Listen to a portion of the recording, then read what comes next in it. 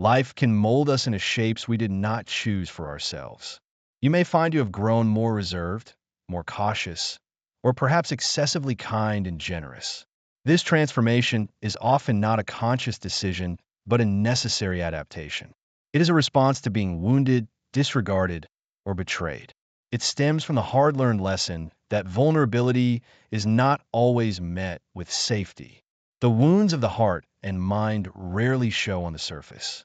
They are inflicted by being ignored, ridiculed, or let down by those you trusted. They form when your genuine pain is dismissed as oversensitivity. While we readily discuss physical ailments, this deeper emotional suffering is frequently overlooked, despite its capacity to cause more profound and lasting damage. The truth is that your pain did more than just wound you. It fundamentally shaped you. Beneath the scars of your experiences lie dormant strengths and quiet characteristics that testify to your survival. This reflection is designed to help you gently explore these traits. Consider this first. When circumstances become overwhelming, is your instinct to shut down and retreat inward? Or do you push forward, immersing yourself in productivity? Perhaps you redirect your energy into helping others, even when you are depleted yourself. Or do you characteristically pause, slowing down to reflect on the events unfolding? Now, think about your friendships. Do you tend to maintain a degree of emotional distance? Do you prefer to keep interactions light, avoiding deep personal disclosures? Is it your nature to be the constant support for everyone, often to your own detriment? Or do you seek profound connections built on emotional honesty? What do others frequently misunderstand about you? Is it that they perceive you as uncaring, when in reality you feel things with great intensity? Do they mistake your composure for a sign that you have everything perfectly under control? Do people assume you are happy to help when you are actually stretched to your limit? Or do they believe you have moved on while you're privately still in the process of healing? How do you relate to the emotional pain of your past? Do you actively suppress it and avoid revisiting those thoughts? Do you power through it, focusing instead on the future? Does it manifest in the way you care for and treat other people? Or have you made a conscious effort to understand it and foster growth from it? On a particularly difficult day, what does your inner voice tell you? Does it command you not to feel and to just get through the moment? Does it insist that you have no time for a breakdown and must remain strong? Does it suggest that helping someone else might alleviate your own burden? Or does it gently permit you to feel the pain, reminding you that you have endured worse? How do you typically respond to compliments or praise? Do you find them difficult to believe, suspecting they are merely polite gestures? Do you deflect them with humor or by quickly changing the topic? Do you redirect the focus back onto the person offering the compliment?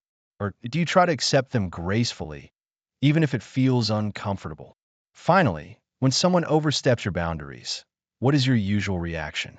Do you say nothing and simply withdraw from the person or situation? Do you let it go to avoid creating conflict or drama? Do you offer swift forgiveness primarily to maintain peace? Or do you attempt to calmly articulate your feelings and protect your limits? The following profiles reveal the hidden traits developed from emotional pain based on your reflective answers. The invisible one. You master the art of becoming invisible not from a place of weakness, but as an act of profound self-protection. When being seen equated to being hurt, you learn to disappear, whether emotionally or physically. Yet even the most quiet and withdrawn individuals deserve to be truly seen. Meaningful change can begin by allowing yourself to be known in small, secure increments. Your presence is valuable, even when you are silent. The protector. You constructed a fortress of self-reliance, becoming your own shield. You are strong, capable, and perpetually on guard. This is because at some point in your journey, placing trust in others resulted in betrayal or deep disappointment. Independence has since become your armor. However, you do not have to wear it for eternity. The right people will not attempt to tear down your walls. Instead, they will wait patiently and gently at the gate. It is safe to eventually let someone in. Stiana stiana lugiu o stiana stian. You possess a deep capacity for caring, sometimes to a fault. You discovered that by focusing on the needs of others, you could quiet your own inner turmoil and secure your place as someone who is needed, useful, and loved. But authentic love is not built on self-sacrifice. It thrives on equilibrium. You are just as deserving of receiving care as you are of giving it. Start by asking yourself a simple question. What is it that you need? Then, give yourself permission to listen to the answer. The healer. You have successfully transmuted your wounds into a form of wisdom. Your path is one of reflection, growth, and a persistent effort to understand yourself and the human condition. You help others because you have a genuine understanding of suffering. But remember that even healers require their own healing. You do not have to be the wise or composed one at all times. You have earned the right to feel broken, to rest, and to simply be human. The shapeshifter.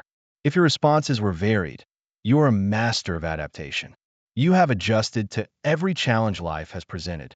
Some days you are open-hearted, and on others, you are guarded. You can be present and engaged, or distant and reserved. You have been exactly who you needed to be in order to survive.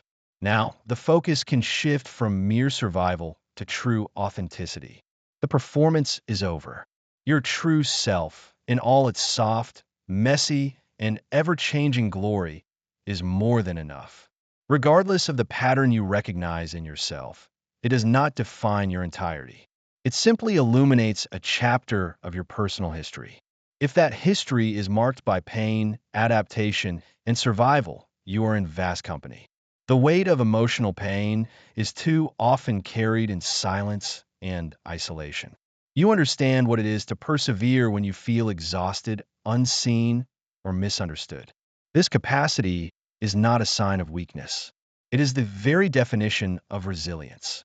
Your narrative is not complete. You remain its author, continuously writing the next page.